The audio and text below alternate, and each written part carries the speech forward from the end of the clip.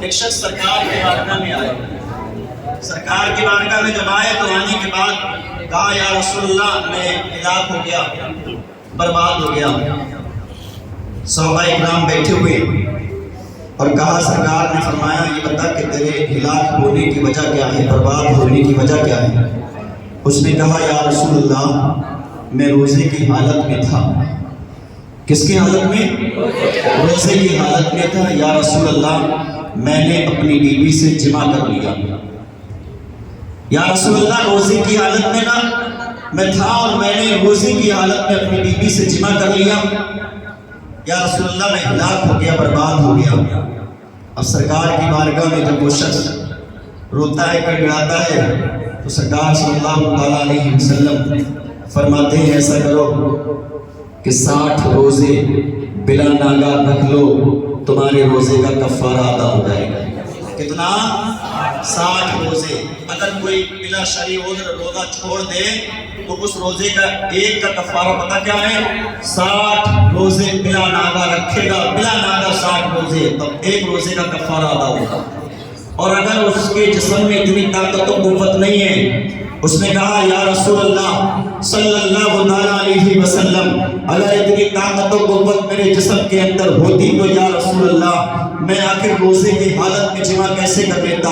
یا رسول اللہ 1 مہینہ تو مجھ سے کٹتا نہیں ہے، لیکن یا رسول اللہ 60 روزے بلا ناگے کیسے رکھوں گا. اب دیکھتے کیا ہے کہ آقا کریم سرور کائنات صلی اللہ علیہ وسلم نے ارشاد فرمایا ایسا کرنا کہ 60 مسکینوں کو کھانا کھلانا. اس نے کہا یا رسول اللہ صلی اللہ علیہ وسلم اتنی دولت اتنا پیسہ میرے پاس نہیں ہے، اتنی رقم میرے پاس نہیں ہے کہ یا رسول اللہ میں 60 مسکینوں کو کھانا کھلا سکوں. دیکھیے گا یہ ہمارے نبی کا دربار ہے، دیکھیے گا یہ ہمارے آقا کی شان ہے، یہ ہمارے آقا کا مقام ہے. کیا دیکھتے ہیں کہ آنے والا آیا اور کیا صدا کرتا ہوا آیا تو یا رسول اللہ میں ہلاک ہو گیا، برباد ہو گیا. یا رسول اللہ مجھے برباد ہونے سے بچا لیجئے گا. یا رسول اللہ میں نے جمع کی حالت میں یعنی کہ روزے کی حالت میں اپنی بیوی سے جمع کر لیا. یا رسول اللہ صلی اللہ علیہ وسلم میرا روزہ تو جاتا رہا، لیکن یا رسول اللہ یہ تو فرمائیے گا کہ آخر اس کا کفارہ ادا کیسے کروں. سرکار نے فرمایا 60 روزے رکھ لیجئے گا بلا ناگا. اس نے کہا یا رسول اللہ اتنی طاقت و قوت جسم کے اندر نہیں ہے. سرکار نے فرمایا ایسا کرو کہ 60 مسکینوں کو کھانا کھلا دیجئے گا. اس نے کہا یا رسول اللہ صلی اللہ علیہ وسلم اتنی بھی دولت میرے پاس نہیں ہے، اتنی رقم میرے پاس نہیں ہے کہ میں 60 مسکینوں کو کھانا کھلا سکوں. اب کیا دیکھتے ہیں کہ سرکار صلی اللہ علیہ وسلم اور تمام صحابہ اکرام مسجد نبوی میں ہیں. سرکار صلی اللہ علیہ وسلم کچھ دیر کے لیے خاموش ہو جاتے ہیں. کیا دیکھتے ہیں کہ ایک دیوانہ آیا، ایک غلام آیا، کہا یا رسول اللہ صلی اللہ علیہ وسلم آپ کی بارگاہ اقدس میں یا رسول اللہ ایک تحفہ لے کر آیا ہوں، یا رسول اللہ اس کو قبول فرما لیجیے گا. اب کیا دیکھتے ہیں ایک ٹوکری لے کر آیا، اس ٹوکری میں کھجوریں تھی. اب وہ آنے والا جب سرکار کی بارگاہ میں تحفہ دے کر چلا گیا، سرکار نے اس کو قبول فرما لیا. اور فرمانے کے بعد جب وہ شخص چلا جاتا ہے تو پھر کیا دیکھتے ہیں سرکار صلی اللہ علیہ وسلم نے صحابہ اکرام سے فرمایا اے لوگوں وہ شخص آیا تھا جو کہہ رہا تھا ہلاک ہو گیا، برباد ہو گیا، وہ اے لوگوں وہ شخص کہاں ہے؟ اس نے کہا لبیک یا رسول اللہ غلام حاضر ہے، غلام حاضر ہے. اب کیا دیکھتے ہیں کہ وہ ٹوکری ہے، تحفہ کس کا ہے؟ سرکار کا ہے. ٹوکری کس کی ہے؟ سرکار کی ہے. غلام کس کا ہے؟ سرکار کا ہے. آنے والا کون ہے؟ سرکار کا دیوانہ ہے، گناہگار ہے، سیاہکار ہے، معافی طلبی کرانے آیا ہے، روزے کا کفارہ معلوم کرنے آیا ہے. لیکن قربان جاؤ مسلمانوں، ہمارے نبی کی شان پر قربان جاؤ، ہمارے نبی کی شان پر قربان جائیے گا.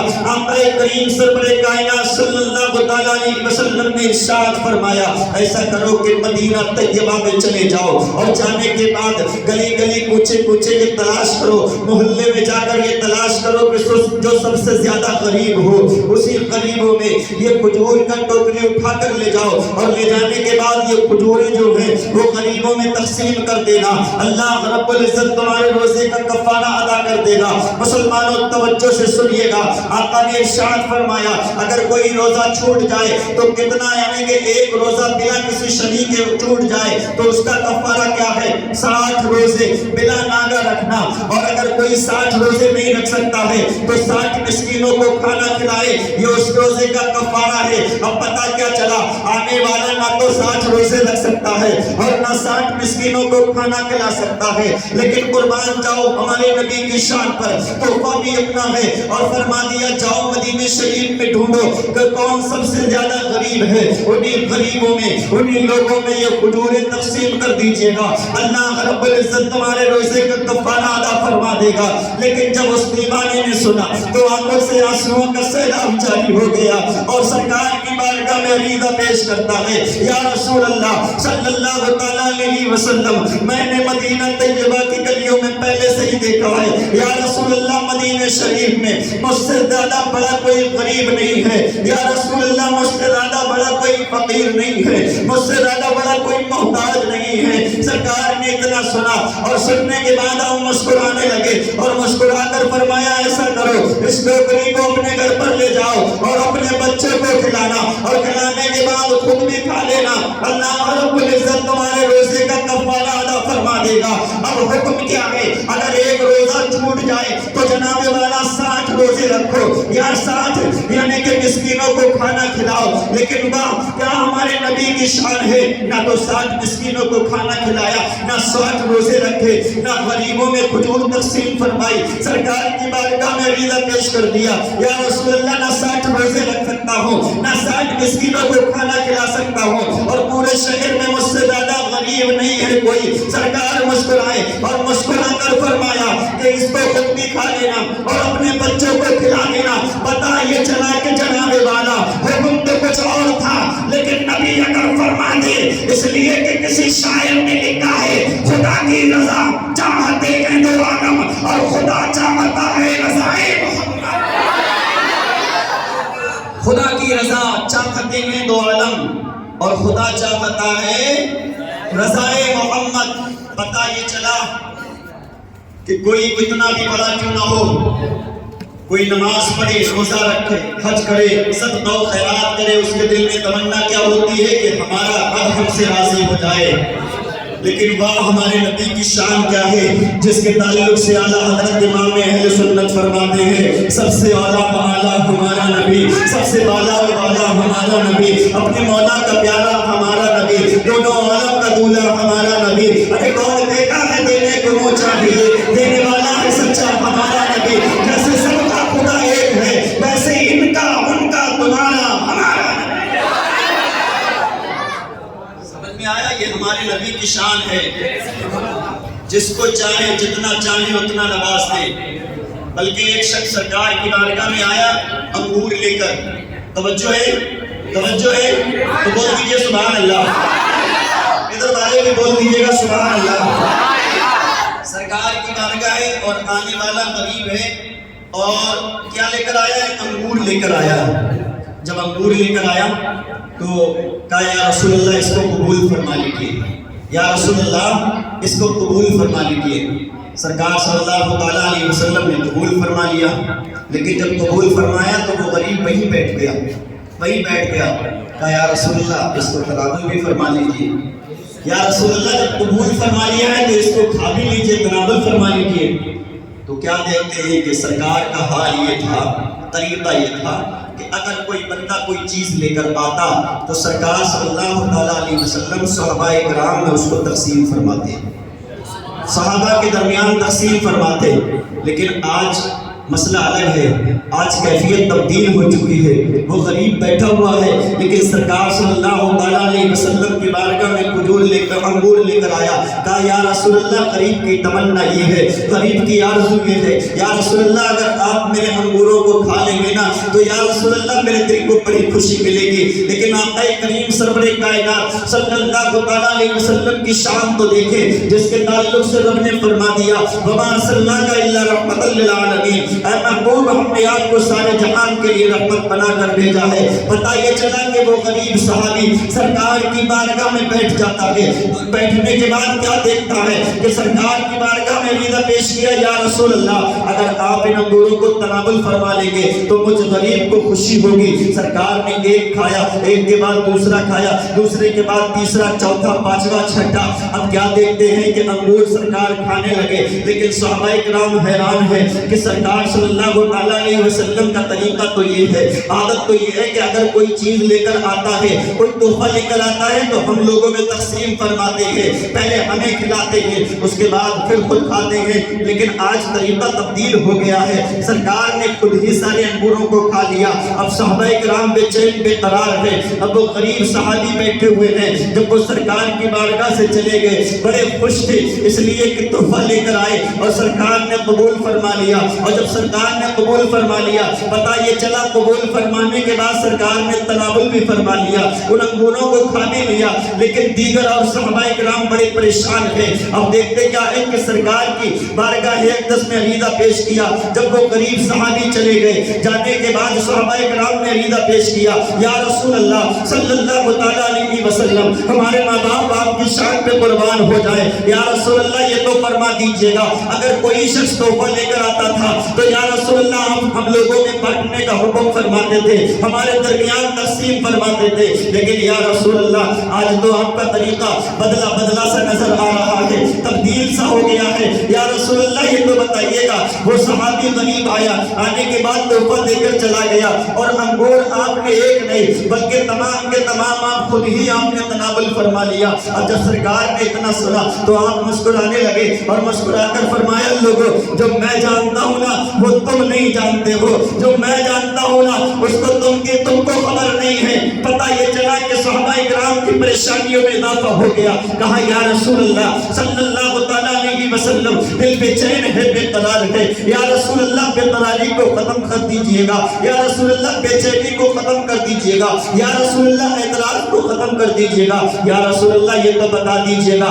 آخر آنے والا آیا، تحفے کو لے کر آیا، قبول فرما لیا، خود ہی آپ نے تناول فرما لیا، ہم لوگوں میں آخر آپ نے تقسیم کیوں نہیں فرمایا؟ سرکار مسکرائے اور مسکرا کر فرمایا، جو میں جانتا ہوں وہ تم نہیں جانتے ہو، سنو سنو۔ وہ غریب آیا تھا، اس کے دل کی تمنا یہ تھی کہ میں اس کے تحفے کو قبول کر لیتا، میں نے قبول کر لیا، اور قبول کرنے کے بعد اس کی تمنا یہ تھی کہ میں اس کے انگوروں کو کھا لیتا۔ جب میں نے پہلا انگور کھایا تو میں تم لوگوں میں چاہتا تو تقسیم فرما سکتا تھا، لیکن سنو سنو مسلمانوں، وہ انگور اتنے کھٹے تھے، اتنے کھٹے تھے، اگر میں تم لوگوں میں تقسیم فرماتا تو تم اس غریب کا دل توڑ دیتے، تم اس کے سامنے اس کی بے عزتی کر دیتے، تم یہ کہہ دیتے یہ انگور کھانے میں مزہ نہیں ہے، یہ ٹیسٹ نہیں دے رہا ہے، بلکہ یہ بے حد کھٹے انگور ہیں، اور تم نہ خود کھاتے نہ مجھے کھانے دیتے۔ پتہ یہ چلتا کہ وہ غریب جو آیا تھا اس کا دل ٹوٹ جاتا، تو میں نے اس لیے ایسا کیا،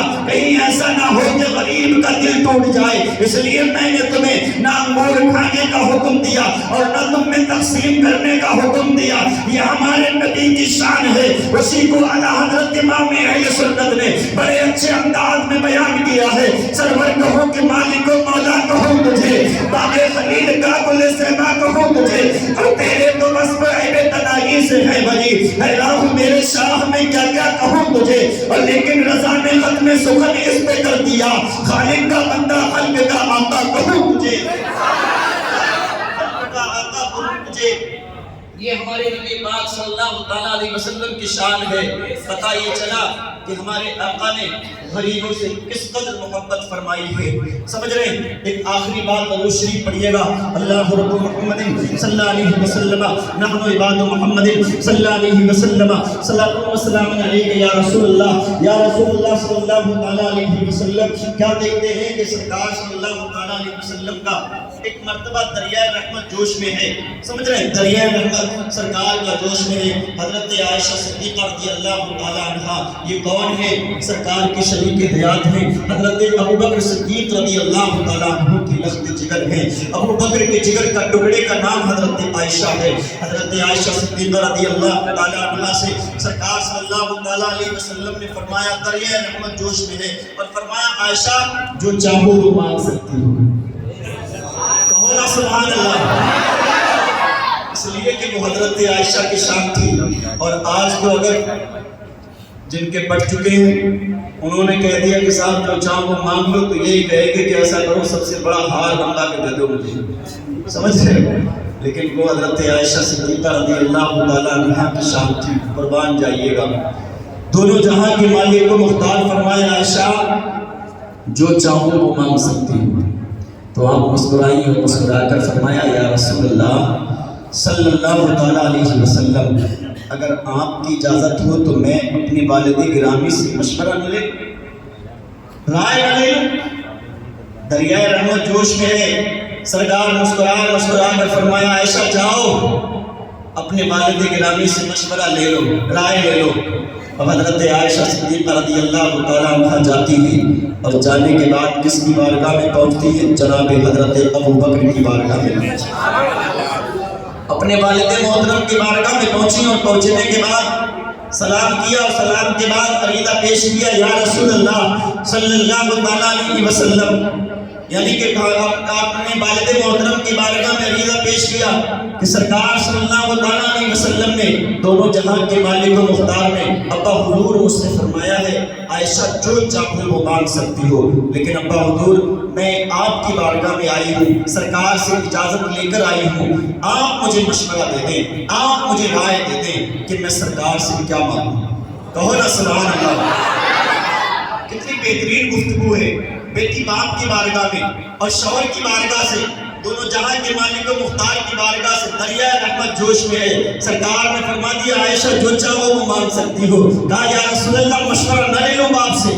کہا دریائے رحمت جوش میں کہا جاؤ مشورہ لے آؤ. والد محترم کی بارگاہ میں آئی. کہا ابا حضور یہ بتا دیں کہ میں سرکار سے کیا مانگوں. اب کیا دیکھتے ہیں حضرت ابو بکر صدیق رضی اللہ تعالیٰ عنہ کی شان پر قربان جاؤ.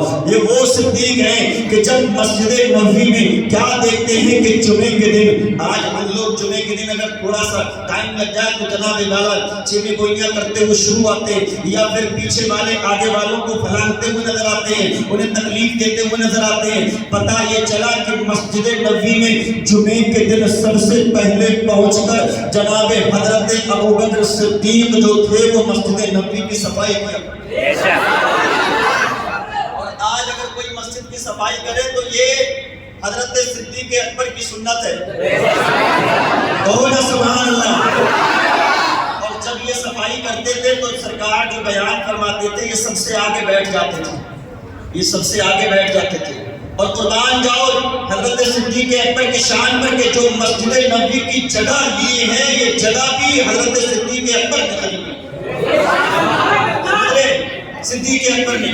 اب پتہ یہ چلا کہ اس وقت حضرت علی کے بھائی جو تھے حضرت عقیل نئے نئے مذہب اسلام میں داخل ہوئے، لیکن حضرت عقیل سے سرکار بے حد پیار کیا کرتے تھے.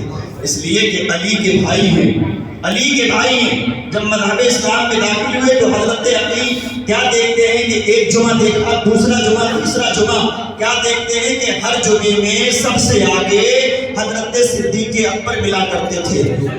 لیکن آپ ایک بار تشریف لے کر آئے اور آنے کے بعد کیا دیکھا کہ حضرت صدیق اکبر سے فرمایا ایسا کرو کہ آپ پیچھے جاؤ. حضرت صدیق اکبر نے اعتراض نہ کیا. اعتراض بھی کرتے تو کیسے کرتے، اس لیے کہ علی کے بھائی ہیں. حضرت صدیق اکبر سے کہا پیچھے جاؤ. حضرت صدیق اکبر پہلی صف سے اٹھے دوسری میں پہنچ گئے. کہا شہزادے یہاں بیٹھ جاؤ. آپ نے فرمایا اور پیچھے جاؤ. تیسری صف میں پہنچے. کہا شہزادے یہاں بیٹھ جاؤ. آپ نے فرمایا اور پیچھے جاؤ. چوتھی صف میں پہنچے. کہا شہزادے یہاں بیٹھ جاؤ. آپ نے فرمایا اور پیچھے جاؤ. پانچویں صف میں بیٹھے. کہا شہزادے یہاں بیٹھ جاؤ. آپ نے فرمایا اور پیچھے جاؤ. چھٹی صف میں بیٹھے. کہا شہزادے یہاں بیٹھ جاؤ. آپ نے فرمایا اور پیچھے جاؤ. ساتویں صف میں جب آپ پہنچے تو کہا شہزادے یہاں بیٹھ جاؤ. حضرت عقیل فرماتے ہاں یہی بیٹھ جاؤ. جب ساتویں صف میں بیٹھ گئے نا تو کسی نے دیکھا یہ منظر تو حضرت علی سے شکایت فرمائی. اور جب حضرت علی سے شکایت فرمائی تو حضرت صدیق اکبر نے سرکار سے شکایت نہیں فرمائی، بلکہ حضرت علی نے سرکار صلی اللہ تعالیٰ علیہ وسلم سے شکایت حضرت عقیل کی فرمائی. حضرت علی نے اپنے بھائی کی شکایت سرکار سے فرمائی یا رسول اللہ آج جناب عقیل نے ایسا ایسا کیا ہے کہ بھائی صدیق اکبر پہلے صف میں تھے، پہلے سے اٹھایا دوسرے میں، دوسرے سے تیسری، تیسری سے چوتھی، چوتھی سے پانچویں، پانچویں سے چھٹی اور چھٹی سے ساتویں۔ لیکن جب حضرت علی شکایت کر رہے حضرت عقیل کی، اپنے بھائی کی، تو سرکار مسکرا رہے اور مسکرا کر فرمایا علی یہ نہ بتا کہ عقیل نے کیا کہا ہے یا کیا کیا ہے، بلکہ یہ بتاؤ کہ میرے صدیق نے کیا کہا ہے، میرے صدیق نے کیا کہا ہے۔ علی فرماتے یا رسول اللہ صدیق نے کچھ نہیں کہا ہے۔ بھائی صدیق نے نظریں جھکا کر اور ہر بار میں یہی کہا شہزادے ہم یہاں بیٹھ جائیں، شہزادے ہم یہاں بیٹھ جائیں۔ پتہ یہ چلا کہ صدیق اکبر نے اف تک نہ کہا، سرکار نے فرمایا اور حضرت عقیل کو بلایا اور بلانے کے بعد فرمایا تم صدیق اکبر کی برابری کرنا چاہتے ہو؟ ارے صدیق وہ ہے جو ہر کسی کا میں دنیا میں بدلہ دے سکتا ہوں، لیکن صدیق کا میں دنیا میں بدلہ نہیں دے سکتا ہوں۔ صدیق کا اگر کوئی بدلہ دے گا تو بروز قیامت وہ رب تبارک و تعالیٰ ہی دے گا۔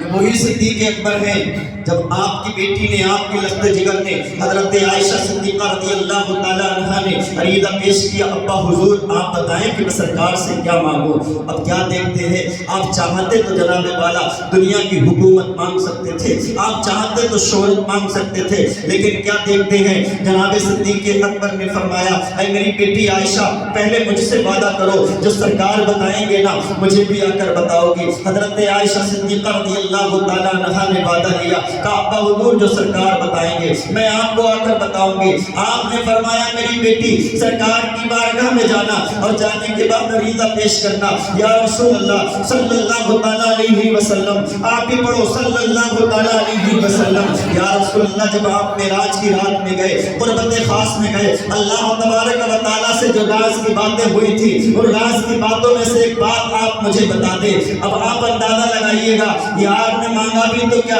علم مانگا۔ اب جناب صدیق اکبر کی بارگاہ سے حضرت عائشہ صدیقہ رضی اللہ تعالیٰ عنہا تشریف لے کر آتی ہیں، کس کی بارگاہ میں؟ سرکار کی بارگاہ میں۔ اور جب سرکار کی بارگاہ میں تشریف لے کر آئی تو سرکار نے فرمایا عائشہ کیا مشورہ لے آئی؟ عائشہ کیا پوچھ کر آ گئی ہو؟ بتاؤ آخر صدیق نے کیا فرمایا ہے، میرے یار غار نے کیا مشورہ دیا ہے، کیا رائے دی ہے؟ حضرت عائشہ صدیقہ رضی اللہ تعالیٰ عنہا فرماتی ہے یا رسول اللہ صلی اللہ تعالیٰ علیہ وسلم میرے ماں باپ آپ کی شان پہ قربان ہو جائے۔ یا رسول اللہ جب آپ معراج کی رات میں گئے، قربت خاص میں گئے اور اللہ تبارک و تعالیٰ سے جو راز کی باتیں ہوئی ان راز کی باتوں میں سے ایک بات آپ مجھے بتا دیں۔ جب اتنا سنا تو سرکار مسکرانے لگے، یا تو اس بات پر مسکرائے ہوں گے کہ میرے یار نے مانگا بھی تو کیا علم مانگا، یا اس بات پر مسکرائے ہوں گے کہ راز کی بات اگر بتاؤں تو راز نہیں رہتا ہے، لیکن پہلے وعدہ کر چکے عائشہ جو چاہو وہ مانگ سکتی ہو۔ اب دیکھتے کیا ہے کہ سرکار صلی اللہ تعالیٰ علیہ وسلم نے ارشاد فرمایا عائشہ سنو سنو، جب میں معراج کی رات میں گیا، قربت خاص میں گیا، اللہ تبارک و تعالیٰ سے جو راز کی باتیں ہوئی تھی اور راز کی باتوں میں سے ایک بات یہ ہے مالک و مولا نے اپنے اوپر ایک شے لازم فرمانی ہے، اس کے اوپر کوئی شے لازم نہیں ہے، اگر وہ کر لے تو یہ اس کی مہربانی ہے۔ سرکار فرماتے اللہ نے اپنے اوپر ایک شے لازم فرمانی ہے، جو کسی مومن کا ٹوٹا ہوا دل جوڑ دے اللہ رب العزت اسے بغیر حساب کتاب کے جنت عطا فرمائے۔ جو کسی مومن کا ٹوٹا ہوا دل جوڑ دے بولو نا اللہ اسے بغیر حساب کتاب کے جنت عطا فرما دے گا۔ جب حضرت عائشہ صدیقہ رضی اللہ تعالیٰ عنہا نے اتنا سنا تو آپ خوشی کے مارے اچھلنے لگی، چہرے پر مسکراہٹ ہے، فوراً باپ کا وعدہ یاد آ گیا۔ جناب صدیق اکبر نے فرمایا تھا بیٹی سرکار جو بتائیں گے نا مجھے بھی آ کر بتاؤ گے۔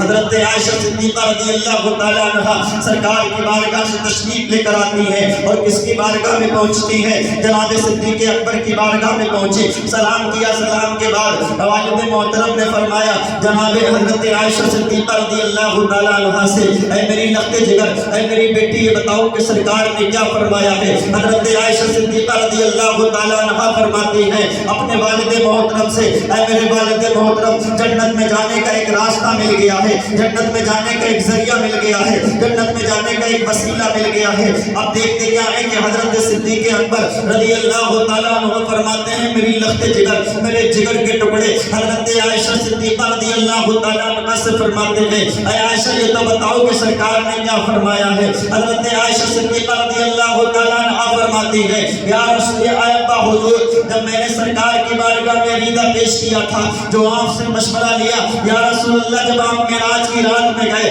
قربت خاص میں گئے، اللہ تبارک و تعالیٰ سے جو راز کی باتیں ہوئی، ان راز کی باتوں میں سے ایک بات آپ مجھے بتا دیں، جب سرکار نے اتنا سنا تو کیا دیکھتے ہیں کہ سرکار مسکرائے؟ یا تو اس بات پر مسکرائے ہوں گے کہ راز کی بات بتا دوں تو راز نہیں رہتا، یا اس بات پر مسکرائے ہوں گے کہ میرے یار غار میں مانگا بھی تو کیا علم مانگا، لیکن پہلے وعدہ کر چکے تھے عائشہ جو چاہو وہ مانگ لو۔ حضرت عائشہ صدیقہ رضی اللہ تعالیٰ عنہ فرماتی ہے ابا حضور سرکار نے فرمایا جب میں معراج کی رات میں گیا، قربت خاص میں گیا، اللہ تبارک و تعالیٰ سے جو راز کی باتیں ہوئی، اور راز کی باتوں میں سے ایک بات یہ ہے کہ اللہ نے اپنے اوپر ایک شے لازم فرما دی ہے، اگر وہ اپنے اوپر شے لازم فرما لے تو یہ اس کی مہربانی ہے، ورنہ کوئی اس کے اوپر شے لازم نہیں ہے۔ رب نے فرمایا جو کسی مومن کا ٹوٹا ہوا دل جوڑ دے اللہ اسے بغیر حساب کتاب کے جنت عطا فرما دے گا۔ حضرت عائشہ صدیقہ رضی اللہ تعالیٰ عنہ نے جب اتنا فرمایا تو جناب صدیق اکبر نے جب اتنا سنا تو آنکھوں سے آنسوؤں کا سیلاب جاری ہو گیا۔ دیکھتے کیا ہے کہ آپ رونے لگے۔ حضرت عائشہ صدیقہ رضی اللہ تعالیٰ عنہ نے فرمایا والد محترم یہ بات تو رونے کی نہیں ہے بلکہ جنت میں جانے کا ایک راستہ مل گیا ہے، جنت میں جانے کا ایک ذریعہ مل گیا ہے، جنت میں جانے کا ایک وسیلہ مل گیا ہے۔ ابا حضور اگر ہم کسی غریب کی مدد کرتے ہیں تو یہ بھی ایک دل جوڑنا ہوا۔ ابا حضور اگر ہم کسی کا دکھ نہ سنتے تو یہ بھی ایک دل جوڑنا ہوا۔ اگر ہم کسی بیمار کی عیادت کے لیے چلے جائیں یہ بھی ایک دل جوڑنا ہوا۔ اگر ہم نے کسی بھوکے کو کھانا کھلا دیا یہ بھی ایک دل جوڑنا ہوا۔ اگر کسی پیاسے کو پانی پلا دیا یہ بھی ایک دل جوڑنا ہوا۔ پتہ یہ چلا کہ ہم نے کسی کی پریشانی کو دور کر دیا تو یہ دل جوڑنا ہوا۔ اور اگر ہم نے کسی مومن کا دل جوڑ دیا تو اللہ رب العزت ہمیں بغیر حساب کتاب کے جنت عطا فرما دے گا۔ اب دیکھتے کیا ہے کہ صدیق اکبر کی آنکھوں سے آنسوؤں کا سیلاب جاری ہے۔ آپ نے فرمایا بیٹی عائشہ اس کی پلٹ کے دیکھ لو، جہاں تم نے یہ دیکھ لیا ہے کہ اللہ رب العزت کسی مومن کا دل جوڑنے کی بنا پر بغیر حساب کتاب کے جنت عطا فرما دے گا، اس کی پلٹ کے دیکھ لو۔ اگر ہم نے کسی کا دل توڑ دیا ہے، اگر ہم نے کسی کا حق مارا ہے، ہم نے کسی مومن کو پریشان کیا ہے تو اللہ رب العزت ہمیں بغیر حساب کتاب کے جہنم بھی عطا فرما دے گا۔ یہ شان ہے صدیق اکبر کی کہ جہاں رب تبارک و تعالیٰ بغیر حساب کتاب کے ہمیں جنت عطا فرمائے گا، مومن کا دل جوڑنے کی بنا پر وہاں اس کی پلٹ بھی دیکھ لیجیے۔ اگر ہم نے کسی کا دل توڑ دیا تو پھر اللہ بغیر حساب کتاب کے جہنم بھی عطا فرمائے گا۔ پتہ یہ چلا کہ زندگی کب تک ہے اس کا کوئی بھروسہ نہیں، بس دعا یہ کرنی چاہیے کہ اللہ رب العزت جب تک یہ امانت ہمیں اس نے دے رکھی ہے تب تک دنیا میں جب تک زندگی کو گزاریں دعا کرنی چاہیے کہ اللہ ہمارے ایمان و عقیدے کی حفاظت فرمائے، اور اسی کے ساتھ ساتھ نمازوں کی پابندی کرنے کی بھی اللہ توفیق عطا فرمائے۔ اس لیے کہ قرآن خود اعلان کرتا ہے کہ جو انسان نماز کی پابندی کرتا ہے تو وہ برے کاموں سے دور رہتا ہے۔ بلکہ ایک صحابی تھے سرکار کے پیچھے نماز پڑھتے تھے لیکن کیا برے کاموں کو نہیں چھوڑتے۔ لوگوں نے شکایت کی یا رسول اللہ صلی اللہ علیہ وسلم فلاں شخص آپ کے پیچھے فجر پڑھتا ہے، ظہر پڑھتا ہے، عصر پڑھتا ہے، مغرب پڑھتا ہے، عشاء پڑھتا ہے، باجماعت پڑھتا ہے، لیکن یا رسول اللہ برے کاموں کو نہیں چھوڑتا ہے۔ سرکار نے اتنا سنا تو آپ نے فرمایا ایک نہ ایک دن انشاءاللہ نماز کے صدقہ طفیل سے بری عادتوں سے باز آ جائے گا۔ کس کے صدقہ طفیل سے؟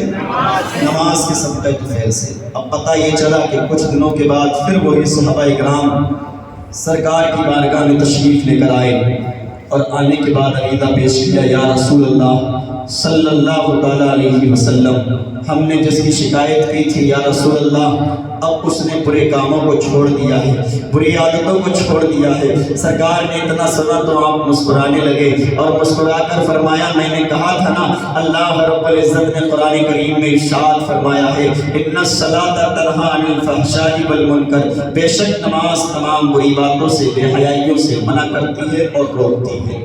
پتہ یہ چلا کہ جب انسان نماز پڑھنے لگتا ہے، آج کے دور میں اگر کوئی نماز پڑھنے لگے اور اپنے گناہوں سے توبہ استغفار کر لے تو اس کے پڑوسی، اس کے ملنے والے اسے تانے دیتے ہیں، چند دن کی توبہ کو کر لیا ہے، اب جناب والا چند دن سے نمازیں پڑھنے لگا ہے، بڑا اپنے آپ کو نمازی کہلاتا ہے، بڑا اپنے آپ کو نمازی بنتا ہے۔ تو دیکھیے گا خدا کے واسطے کم سے کم اگر کسی نے توبہ کی ہے تو یہ اللہ کی طرف سے توفیق ہے، اللہ کا یہ تحفہ ہے، اللہ کا یہ گفٹ ہے کہ اس نے توبہ کر لی۔ اللہ خود قرآن میں فرماتا ہے واللہ یحب التوابین، بے شک وہ توبہ کرنے والوں کو پسند فرماتا ہے۔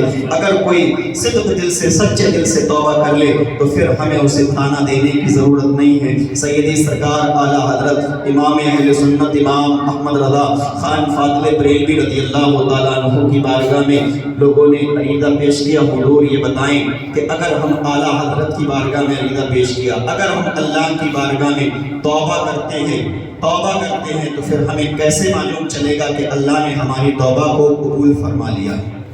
کیسے معلوم چلے گا؟ تو سنو، اعلیٰ حضرت امام اہل سنت جہاں سے بات شروع ہوئی تھی وہیں پر ختم ہو رہی ہے، اس لیے کہ ہماری پہچان جو ہے وہ اعلیٰ حضرت سے ہے۔ کس سے ہے؟ کس سے ہے؟ اعلیٰ حضرت سے۔ اور اعلیٰ حضرت سے جس کی پہچان ہو، سمجھ لیجیے گا پچوانی میں بھی مزے اڑائے گا اور قبر میں بھی مزے ملے گا۔